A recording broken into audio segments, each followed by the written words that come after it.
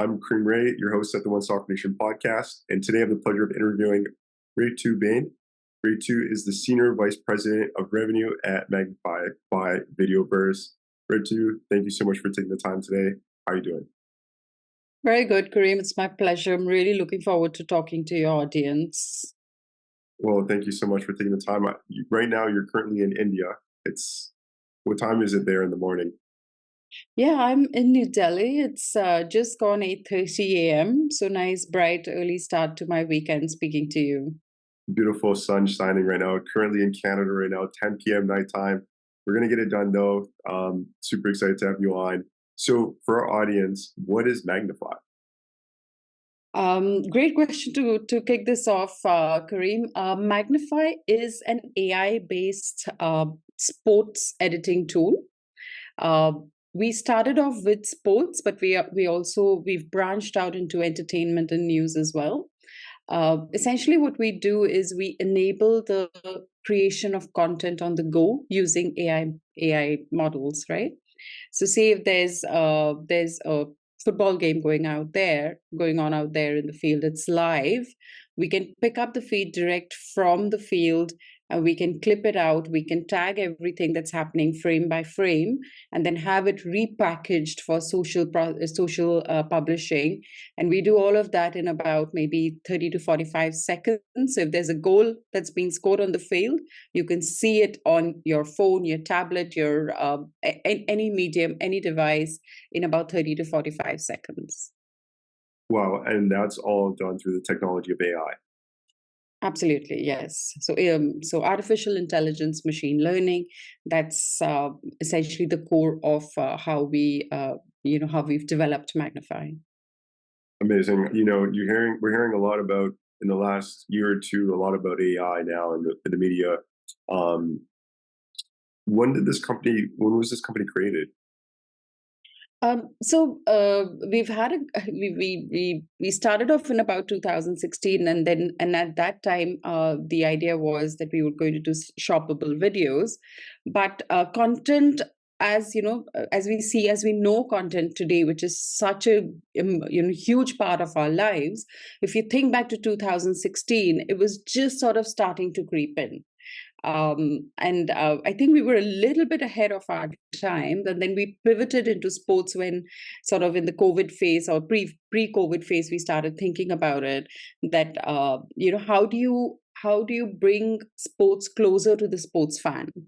And obviously, we've got co-founders who are passionate about cricket, passionate about football, passionate about tennis, and so we thought, okay, let's try this out. And but we always wanted to build something which was not just for the premium leagues, not just for the A-listers. We wanted it to be a tool that could be applied universally, so it wasn't sort of restricted by your budget or restricted by your ability to have access to such a platform. And sort of that's where the genesis of the company came about. Amazing. So, um, is the technology being used as of right now by everyone within the sports space, and is the AI able to detect all sports? So for football, able to detect the football, and soccer, a soccer ball, and for all the other sports, is the AI able to detect all that stuff? Absolutely, Kareem. It is, we work across our almost 50 sports, and we're developing and learning new sports as we go. Today we've got a lot of new, interesting hybrid sort of sports hitting the market. So we're sort of developing solutions for those as well. But obviously, our bread and butter remain cricket, football, soccer, rugby, tennis, golf. So things like that are really our bread and butter. And obviously, they are the more popular sports across the world. Amazing. So, as the Senior Vice President of Revenue, what strategies have you implemented to drive growth and market adoption of Magnify's innovation solution? Um, Kareem, for us, one of the basic principles of our company is that it's not a one size fit all solution. It's never been that now we've made this amazing product and now this is it, use it. For us, it's always been a collaborative approach with the customer. And I think that's been the basis of our revenue strategies. We've got a solution. Now we speak to the customer individually, understand their pain points and what they're trying to achieve, and then see how we can best sort of fit our solution into their environment. And I think that approach has really worked for us. Also, understanding the market trends, because every market is different. What How fans engage with the sport in every market is also very different. And so we always try to figure out that what it is that will make this market, this fan, this sport tick, and then accordingly we innovate, and we've been innovating and evolving the product. Understood. Are you guys just focused on one market, like just the US, or are you guys international? We are international. We're there in Australia, in other countries in the APAC region. We're there in EMEA. We're there in Latin America. We're there in the US, and in the whole of North America. And of course, being based in India, we definitely, and India being such a sports crazy nation, we definitely have a huge presence here as well. Amazing. In regards to clients, if you can share, are you able to share how many clients that you guys currently have or partnerships? Kareem, I won't go into specific numbers, but I would say that within the sports ecosystem, we've got some very deep rooted partnerships. And partnerships, I feel, are really important as well because, say, we're working with Rayados in Mexico, right? So to be able to understand the sentiment of that market, to be able to completely identify what the customer is trying to achieve, for us it is very important to have some cultural sensitivity. And for that, we definitely rely on our partners in each market, in each sort of region, to guide us correctly, to be able to, for us to interpret exactly what we need to do to make this customer beyond happy. Understood. With your extensive experience in revenue generation, how do you see Magnify contributing to enhancing the viewer experience and engagement in the realm of soccer content? But you guys do also cover all other sports as well. So I would just say for all sports. Sure. So there's an age-old saying, and say in real estate, it's all about location, location, location, right? In sports or content, it's all about personalization. So I can't say this enough. It's sort of trying to understand that where is this fan watching the game, what device is he watching it on, and exactly what does he want to watch. So say if I'm a really busy working professional, right? But I do want to know what's happening in the game. So what all I want to watch is short form stories.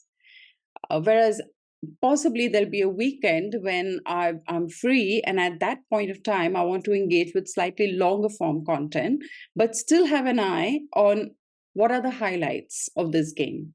So for us, when we talk about what it is that how are we enhancing viewer experience, I think we're always focused on how we can personalize the content that we're producing for each viewer, for each market. Nice. And for me, like I barely watched soccer. Like I was just an athlete. I never really watched, but here and there I'll try to watch highlights so I could, that are 3 to 5 minutes, and I could see the best parts of each game, and I'll watch a couple of those, and that will total up to 30 minutes. So I think that customization piece is very valuable. In regards to clients, like say for example ourselves, One Soccer Nation, we wanted to use Magnify's service, or is it a service or product or both that you guys provide? A very good question. It is actually a combination of both, because I feel with such new age technology, you can't just make a product and say, here you go, use it. You do have to back it up with service. You do have to back it up with some customization, and that's what we definitely do. And one of the constant feedbacks we get from our customers is we love the product, but we also really, really love the service. We love the fact that you're there to support us, that you're almost an extended, team for us. And yeah, I think that's definitely something we're very proud of. Nice. So with saying that, with companies like ourselves or anybody that has a company that's going to be watching this interview, um, do you guys provide like are they able to just go to your website and click for to schedule a call to book a demo? Obviously, they could get more information from the website, but is there any opportunity to get a demo and see how the product, go through that, or how do you guys go about that service? I mean, providing more information on the company. Absolutely. So anybody can go to our website, which is www.magnify.ai, and they can reach out to us and schedule a demo right on the website. Our team then reaches out to them. Our team also sort of tries before we get on the call with the customer. We do try to understand what what sort of market conditions or environment this customer is working in, so that we can, when we present the demo, we can sort of we can talk about what they want rather than ABCD. This is how it works. So yeah, Understood. And obviously, that's more of a collaborative approach to it, and actually, you know, being able to identify exactly what they want and provide that for them. absolutely. And for that, I think listening is a really important skill. So for us, listening comes before solutioning. So listen, solution, evolution. I think that's sort of what we followed all along. Yeah, amazing. That's definitely a great approach. It's something that I've definitely applied more into everything that I do now. Could you also elaborate on some of the key features of Magnify that differentiate it from traditional content creation tools and how these features benefit sports broadcasters and content creators? Sure. Uh, So, like I was saying, when we created the product, the one thing that we really were very clear about is that we want a product that is accessible at all levels, and that I think is one of our most unique propositions. Of course, there's AI. Of course, there's an automation that's driving all of this.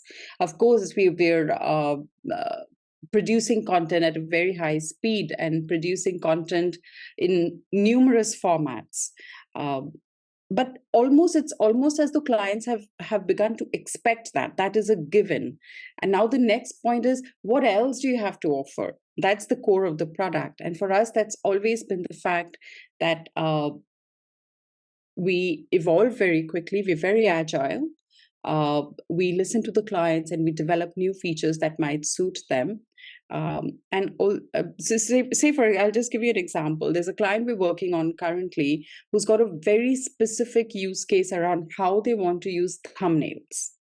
Now, as a production company, yes, we have thumbnail production within the solution, but it's not as specific as what this customer requires.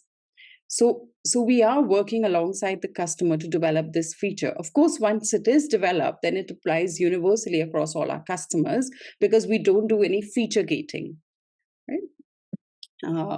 But it's sort of going back to what I was saying earlier. For us, it's the fact that we have the product, we have a product that applies universally, and we also have the ability to listen and then customize. Understood. In your role, you've led teams across global markets. How do you navigate culture nuances and market dynamics to ensure the successful implementation and adoption of Magnify solutions in diverse regions, particularly in soccer regions? Whenever somebody says the soccer crazed region, and I just have a map of the whole world that comes up, and there's a lot of red flashing areas where soccer is popular, and that is a lot of red, because I think soccer is a game that's possibly touched every continent, every country, almost every country, and in some way form it sort of impacted the daily lives of people. um, so for us, it was very important to understand this cultural nuances, uh, because that involves a lot of you sometimes have to almost invest in training your team members to develop a sense of that diversity and an appreciation for it, and also then try to localize your solution. So say for example, in some countries, soccer is followed as a game, right? It's the entire game. It's what's happening on the field that's so important. Whereas for some other countries, it's about following a single player. So I'm interested in this guy. I'm interested in seeing what this guy has done today. So we try to build in that sort of nuance within our content creation.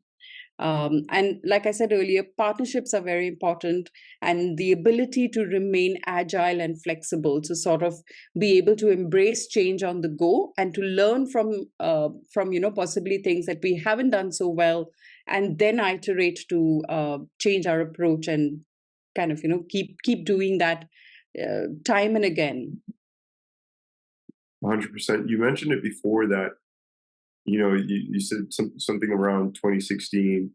You guys were kind of too early for where you guys are now. Obviously, tech is, implemented in all business. You would hope in 2024, it's kind of, there's no dodging it now at this point. And, I recently heard that, it's kind of, essential for content nowadays in 2024. And, to be, for businesses to be using social media, um, it's kind of like a requirement now. With saying that, um, what challenges have you guys come across in your space? Uh, Kareem, what's really interesting is that we are a very innovative sort of product.